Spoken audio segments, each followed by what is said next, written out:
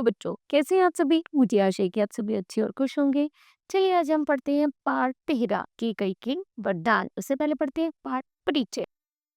प्रस्तुत पाठ में केकई के चरित्र चित्रण किया गया है। ठीक है, जानते हैं राजा दशरथ की कितनी रानियां थी, उनके नाम लिखकर उनके बारे में दो दो वाक्य लिखने हैं। ठीक है बच्चों, करते हैं इस पाठ की शुरुआत। राजा दशरथ वृद्ध हो चले थे। मुनि वशिष्ठ से विचार विमर्श के बाद एक दिन उन्होंने दरबार में कहा, मैंने लंबे समय तक राम का चलाया, अब मेरे अंग शिथिल हो गए हैं।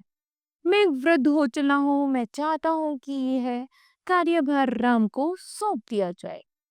अगर आप सब सहमत हो तो राम को युवराज का पद दे दिया जाए। यदि आपकी राय इससे भिन्न है तो मैं उस पर विचार करने के लिए तैयार हूँ। सभी ने राजा दशरथ के प्रस्ताव का स्वागत किया। राम की जय जयकार होने लगी। मेरी इच्छा है कि इसमें ज्यादा देरी करनी ठीक नहीं। कल सुबह राम का राज्याभिषेक कर दिया जाए। राज्याभिषेक राज्याभिषेक की तैयारियां रानी केकई की दासी मंत्रा देख रही थी। शुरू में उसे इस चहल पहल का कारण समझ में नहीं आया।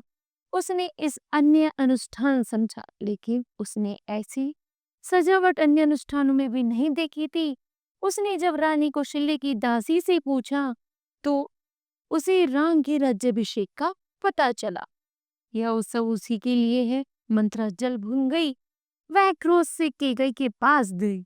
मंत्रा ने रानी को सोते हुए देखा, फिर स्वयं को संभालते हुए मंत्रा ने कहा, मेरी मूर्ख रानी, उठ। जो सोवत है वो खोवत है, जो जागत है वो पावत है। तेरे ऊपर भयानक विपदा आने वाली है। मंत्रा की बात सुनते ही केकई का स्वर उग्र हो गया। मंत्रा को ये समझाने पर केकई का सिर चकराने लगा। मंत्रा केकई के पास जाकर खड़ी हो गई। उसने कहा, याद करो रानी, महाराज दशरथ ने तुम्हें 2 वरदान देने के लिए कहा था। अब वह समय आ गया है, आप अपना वरदान मांग सकती है। एक वरदान में भरत को राजगद्दी तथा दूसरे वरदान में राम को 14 वर्ष का वनवास। मंत्रा ने कहा, तुम मैले कपड़े पहनकर कोप भवन चली जाओ। महाराज दशरथ आए तो उनकी ओर मत देखना, बात मत करना। तुम उनकी प्रिय रानी हो, तुम्हारा दुख नहीं देखे जाएगा। बस उसी समय तुम्हें तुम्हें उन्हीं पिछली बात याद दिलानी है और दोनों वरदान मांग लेना। मैं ऐसा ही करूंगी, महाराज का षड्यंत्र सफल नहीं होने दूंगी, केकई ने कहा।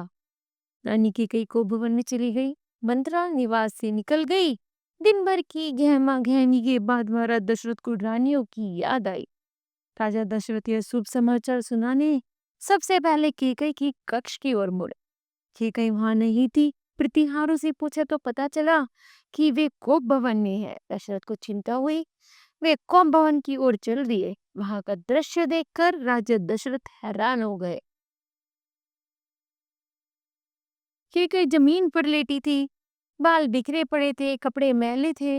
दशरथ ने उनसे इसका कारण पूछने के लिए कोई प्रश्न किया। उन्होंने इनका कोई उत्तर नहीं मिला।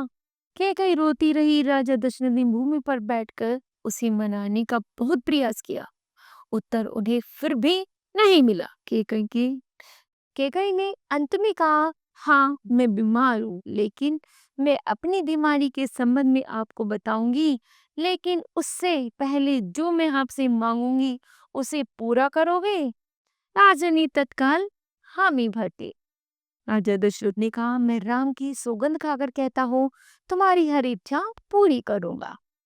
तब केकई ने कहा, आप मुझे वे दोनों वरदान दीजिए जिसका संकल्प अब आपने वर्षों पहले रणभूमि में लिया था।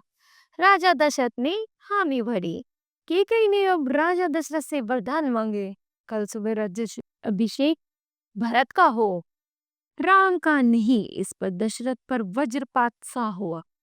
थोड़ा रुककर फिर केकई बोली, राम को 14 वर्ष का वनवास हो। राजा दशरथ का चेहरा सफेद पड़ गया। वे मूर्छित होकर गिर पड़े। थोड़ी देर बाद राजा को होश आया तो उन्होंने रानी केकई से कहा कि तुम क्या कह रही हो, मुझे विश्वास नहीं होता। कैकई अड़ी रही, दशरथ उसकी मांग को अनर्थ बताते रहे। तब कैकई ने अंतिम हथियार चलाया कि आप तो कहते थे रघुकुल रीत सदा चली आई, प्राण जाए पर वचन न जाए। अपनी वचन से पीछे हटना रघुकुल का अनादर है। राजा दशरथ यह सुन नहीं सके और दोबारा मूर्छित हो गए। तो बताओ बच्चों, आज आपने क्या सीखा? तो हमने सीखा हमें कभी भी किसी की सुनी हुई बातों पर विश्वास नहीं करना चाहिए, बल्कि हमें सही निर्णय लेना चाहिए। ठीक है, तो मुझे आशा है यह पाठ आपको समझ आया होगा। धन्यवाद।